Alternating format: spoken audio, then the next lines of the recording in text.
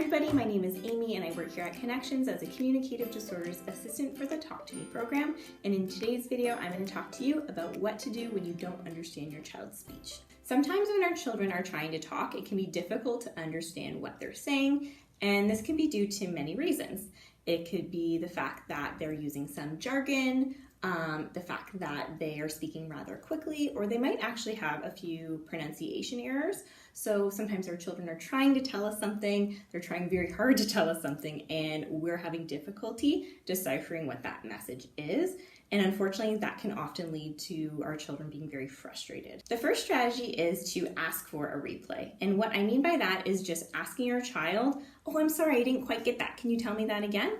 And I usually coach parents to say that about 1, maybe 2 times, because oftentimes if you ask your child to repeat, they do believe they're generally saying things correctly and not understanding why you're asking them to repeat things over and over again.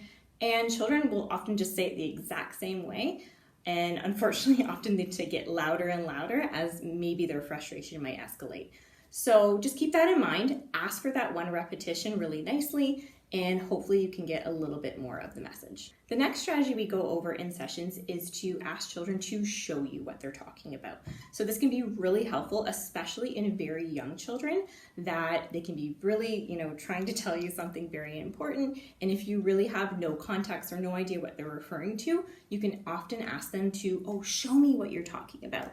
So that way, if your child's at home, if they're very young children, oftentimes it's something in their environment. They might take you to an item or point to something of interest or point out the window at something, and then you'll be able to get some context about what they're talking about. Something to keep in mind as children get older, though, that strategy might not always be really effective because they might be referring to something that's happened months ago or just something that's not directly in their environment at that time. So just keep that in mind. It is a great strategy and I often use it as a starting point with children, but if you still can't decipher their message, we just might have to try something else. Another strategy that I really like actually is called taking the blame.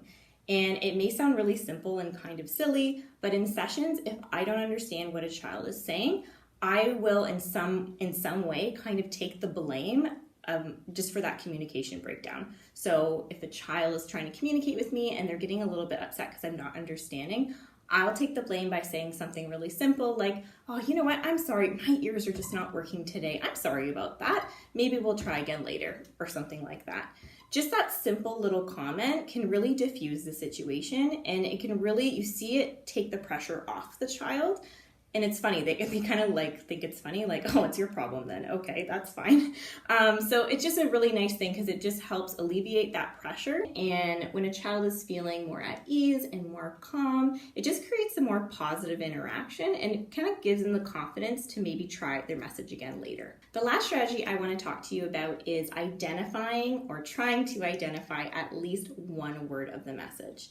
Oftentimes this is especially useful for children that use jargon. So that's that kind of made up gibberish little language like da da da da da da. And oftentimes children, if they're using jargon, they might embed some real words in there. So if your child says something like da da da da cat da da da da, you can try to your best to identify 1 word. So rather than focusing on, "Oh, can you say that again? I didn't get the entire message."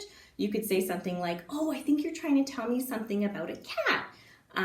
Is it grandma's cat?" And you can actually try to figure out the message by doing it that way. And then your child's gonna feel better because at least you got some part of the message. The most important thing I wanna say is just remember to be positive and have empathy. It'd be really frustrating if someone didn't understand your message, and it's important to remember that if your child could speak more clearly and not have those communication breakdowns, they would. If you have any questions about your child's speech and language, remember you can call us anytime or visit our website at connectwithus.ca and you can complete an online referral. Thank you so much for watching and thanks for connecting with us.